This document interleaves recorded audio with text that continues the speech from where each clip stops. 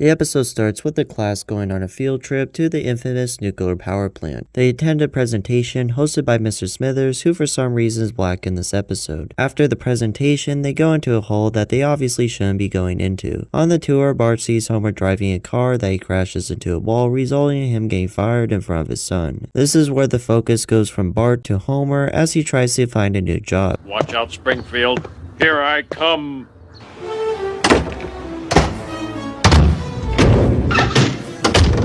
Don't give up, Dad.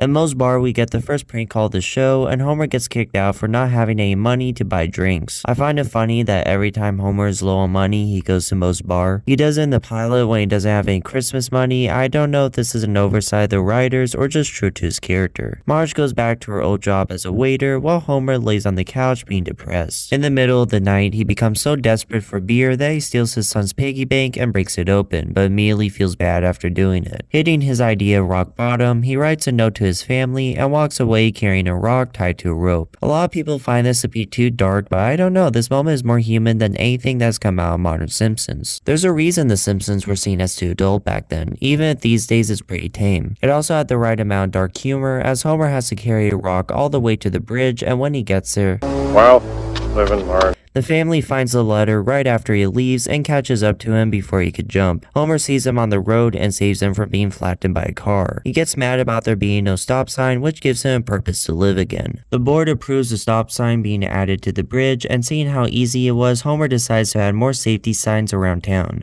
Maybe a few too many signs. Homer is still not satisfied, as to him there's one more dangerous place left in town, the nuclear power plant. He rallies a crowd in front of the plant with Mr. Burns looking down on him. They both have a private meeting, and Mr. Burns offers for him to come back to work not as a technical supervisor but as a new safety inspector. He takes the offer so the family won't have to depend on Marge, and tells the crowd that he's in charge of safety at the plant, which they cheer him on. The ending of the episode is kind of funny in hindsight, considering that later down the line he sleeps on the job and doesn't give a shit about safety, but overall pretty good episode. It's all over the place, going from a field trip to Homer getting fired, looking for a new job, falling into depression, almost jumping off a bridge, becoming a model of safety in Springfield before finally getting a new job.